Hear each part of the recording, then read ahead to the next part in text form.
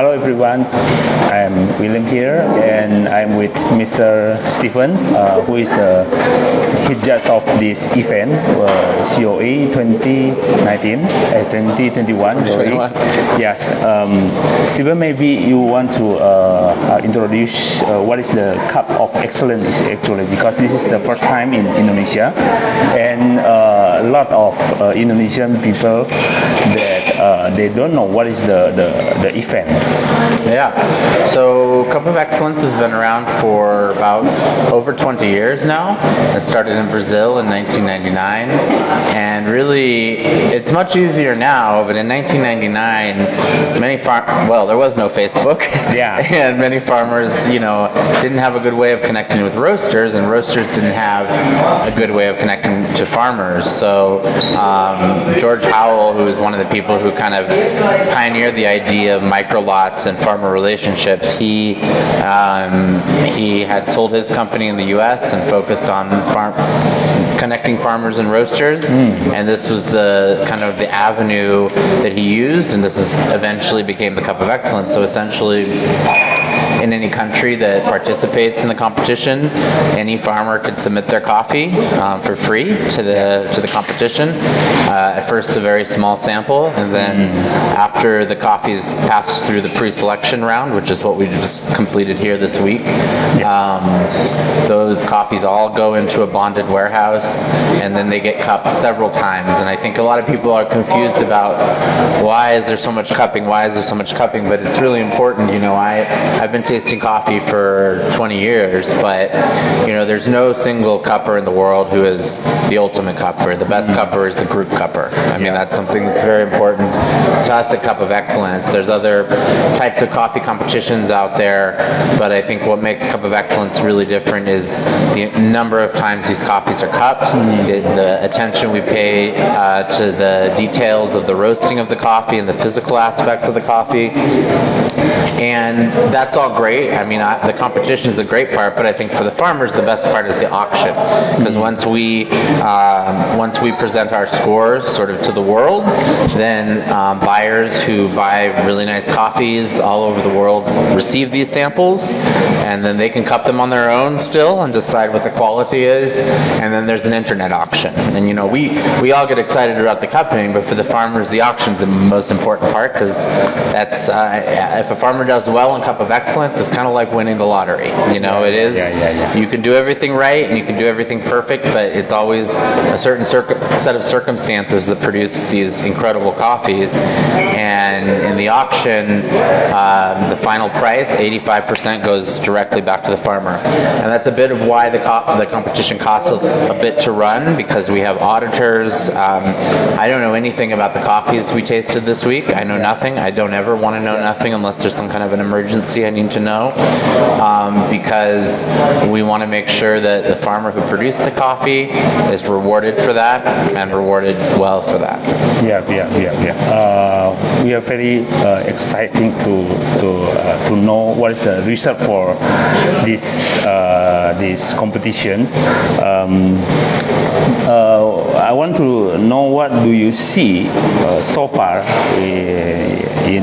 about Indonesian coffee, about this competition. Well, for me, I think there's, especially where I'm from in the United States, there's a certain idea of what an Indonesian coffee is. And even when I first came to Indonesia, the only coffee I bought at my company was coffees from Sumatra, was wet hold coffees from Sumatra. And I think there's a bit of a history behind those coffees. There's a lot of organic coffees in Sumatra, and people use those coffees in a lot of different positions. I think Indonesia is an interesting country where, to a certain extent, you've removed yourself from the sea market because you have such a unique profile, but there is this sort of idea that all Indonesian coffee is Sumatran coffee, or coffee from that area, Aceh, that wet hold sort of flavor. And there's great coffees there, but it wasn't until I came here, and I remember my first trip was in 2012, I believe, 2011, and then I came again in 2013. I haven't been since then. But I remember coming here there, and I reached out. I was working for Blue Bottle Coffee at the time. I was the head buyer, and I kind of stepped into a position where coffees were already being purchased, so I knew I needed to continue the relationships that we had in Sumatra. But then I reached out to people in the industry who I had a lot of respect for as far as sourcing coffee, like Darren Daniel, who now is the executive director of Cup of Excellence. Another person was Peter Giuliano, who of course was one of the people who started Counterculture and is now very important in the Specialty Coffee Association. And it was actually Peter I had a long conversation with, and he's like, you have to go and meet this person, you have to go and meet this person. And one of those people I met was a guy called Echo, and I remember just that experience, spending time with him here in Bandung, here in West Java, and seeing a completely different idea of what Indonesian coffee could be, was really exciting, and I think, again, I struggle with this where I come from. Well, not where I come from, but where I live in Kenya.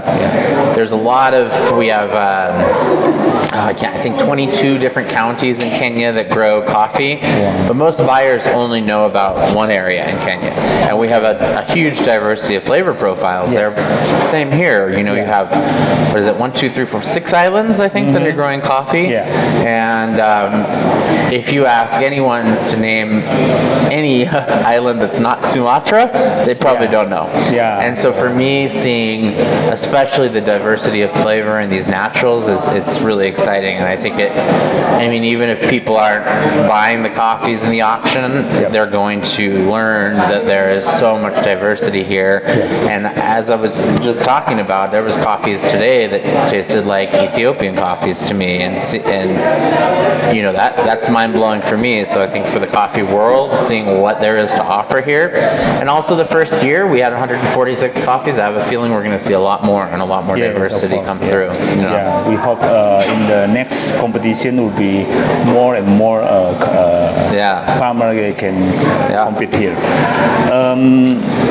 I want to know exactly is that the international buyer, what exactly they are searching for the coffee, just like why this is important for us as a producer country. So we need to know the market usually. Yeah, well, I think, the nice thing about a Cup of Excellence buyer is they're focused on quality. There's some buyers out there who will say, I only buy washed coffee, that's it. But if someone's paying the type of money that they're going to pay for a Cup of Excellence coffee, they want a quality coffee, and I think what we've learned, processing of coffee is still a very young sort of, we're still just scratching the surface on what we know. If you look at the wine industry, for example, it wasn't until about 1980 something where the first variety of grape was on a wine bottle. Before that, it was all about region and all this. So it's not that long ago. 30, it's my lifetime, and so I think that's the direction coffee is going. The more we can control the type of fermentation we're doing, the more we can do that, the more quality we're going to see. So the international buyer has changed quite a bit. For a long time there was globally a bit of a stigma against naturally processed coffees because everyone thought they couldn't be made cleanly. They couldn't be produced very clean.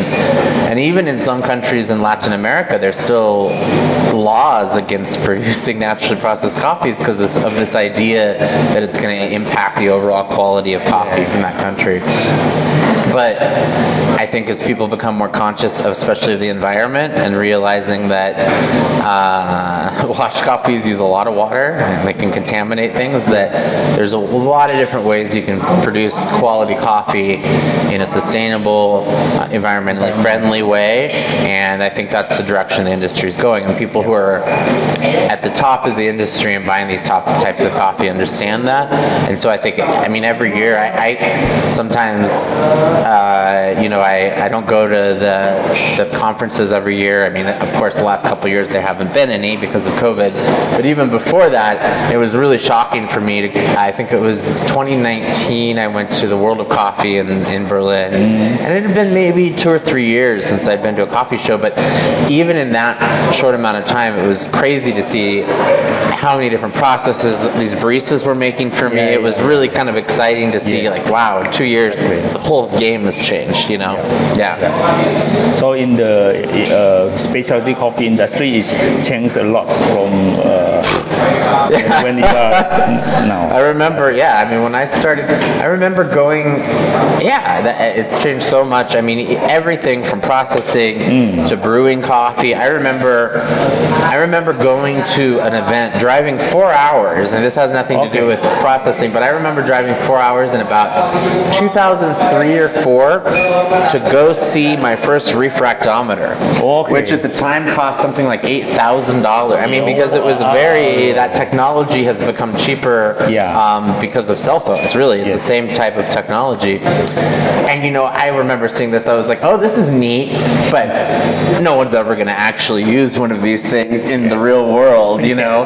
And that was 16, 17 years ago. So, you know, just to see how the industry, in so many ways, from production to brewing to everything, has just completely evolved. Like, I think about the way that I used to teach baristas how to make coffee, or even how I made coffee in the U.S. Barista Championship in 2003. I mean, it's a joke now. You know, it's changed so much. The first 2 years of the WBC, the winning coffee was Illy, you know? Really. They literally opened the can and put it on there. And so I think it's super exciting that in my career that I feel like the industry's grown 3 or 4, you know, lifetimes. It's insane. It's really cool. Really cool. Really cool.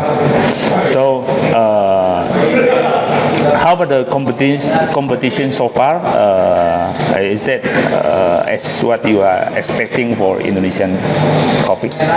No, I mean, it's better than I expected. I think. I think for me, again, I came from a place where I worked for years. I worked for a company for a number of years who had a policy that we didn't buy naturally processed coffees. You know, we didn't at all.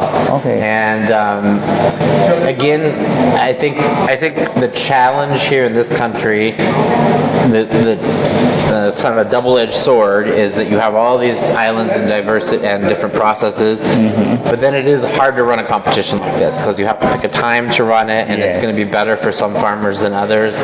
So I think in the beginning I was a little worried because some of the early in the stages of the competition, some of the coffees weren't maybe quite as good. Then as we moved on, they got better and better. So, I mean, I think it's just a really exciting competition. It's always going to be a bit challenging here because of the diversity, but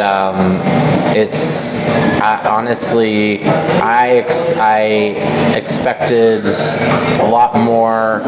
Well, I don't want to give away too much about what we cupped, but I expected the results to be a little bit different. But I'm pleasantly surprised with what we ended up with. Thank you. One last question. One statement for international coffee lover about Indonesian coffee. Say it one more time. One statement for international coffee lover about Indonesian coffee from you. Don't just throw away any preconceived notions you have about Indonesian coffee, and just when you approach a table of Indonesian coffee, just honestly, the tables we had today, this is more than one statement, I'm sorry, could have been anywhere in the world. So just think about Indonesia as having the same or more diversity than any producing country in the world. Thank you, Stephen. Thank you, and we'll see you next month for national jury. Thank you for being on the jury. Thank you. Terima kasih semuanya. Kita kembali lagi di kesempatan yang lain. Terima kasih.